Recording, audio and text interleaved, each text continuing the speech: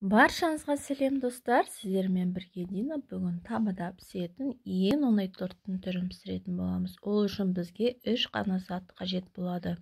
Ең алдымен бір жұмыртқаны осылай венчиктің көмегімен бір араластырып аламыз. Одан кейін қойытылған сүтімізді, яғни сгущенкамызды қосамыз. 300 грамм қосамыз, араластырамыз.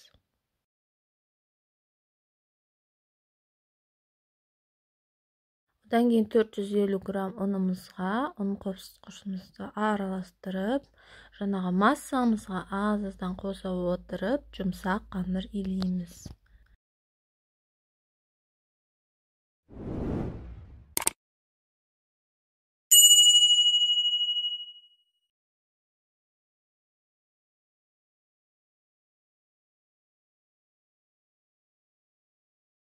Осындай жұмсақ қамыр болған кезде біз оны 8 немесе 10 бөлікке бөлеміз.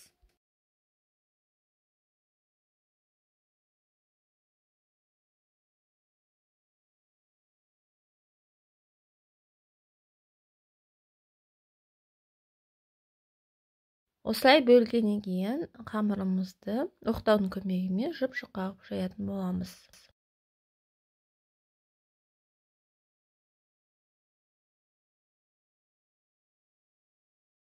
Енді қамырымыздың бетіне осылай тарелкамызды қойып, менде 22 диаметрлік тарелка, шет-шеттерін осылай кесіп алатын боламыз.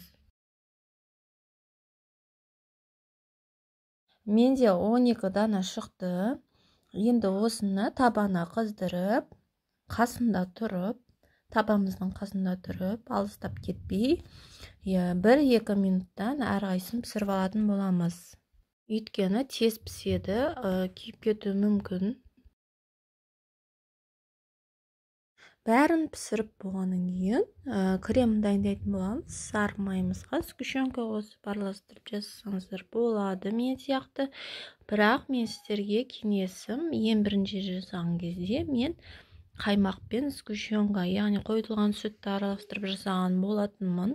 Сол кезде дәмі өте керемет болған еді. Екінші жасағанда осы креммен жасап көрейін деп ойладым. Бірақ қаймақпен жасағанға онша ұқсамады. Қаймақпен жасаған өте керемет болып шықты.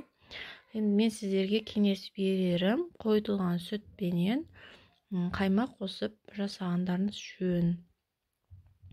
Бетіне өздеріңіз әлеулеріңіз бойынша өздеріңіз білесіздер, мен кішкене шоколадпенен кішкене клубника қостым.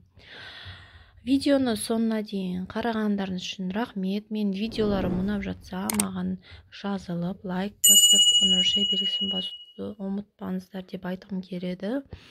Қазақша контентті каналдардың дамуына сіздердің үлестеріңізді қосып жіберсеңіздер деген ойдамын. Сондықтан маған жазылып қойыңыздар, қоңырау белгісін басуды ұмытпаңыздар.